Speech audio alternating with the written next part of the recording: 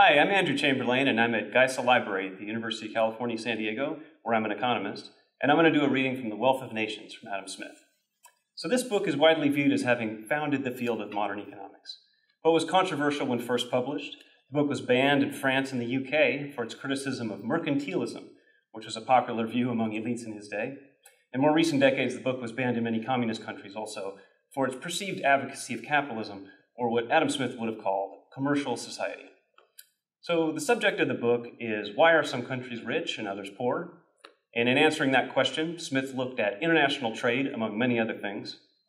The dominant view of his day was mercantilism, which said the way to get wealthy from trade for a country was to export as much as you can to the rest of the world, close off the border to imports as much as possible, and try to accumulate a positive trade balance. So in a celebrated chapter of the book, Smith rails against mercantilism. And he shows that, first, it makes countries poorer, not richer. Second, it unfairly grants monopolies to domestic merchants. And third, and most importantly, it creates international conflict between otherwise peaceful countries.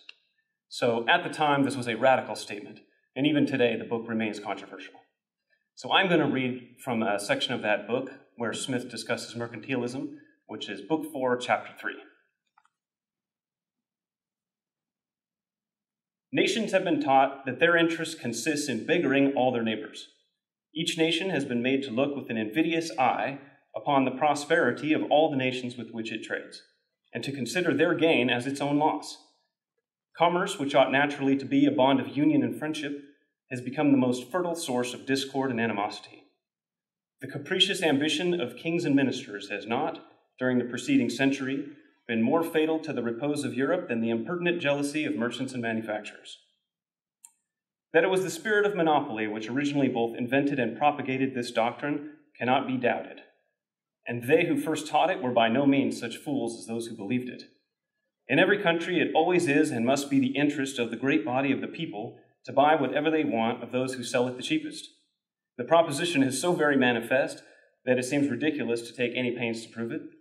Nor would it have ever been called into question had not the interested sophistry of merchants and manufacturers confounded the common sense of mankind.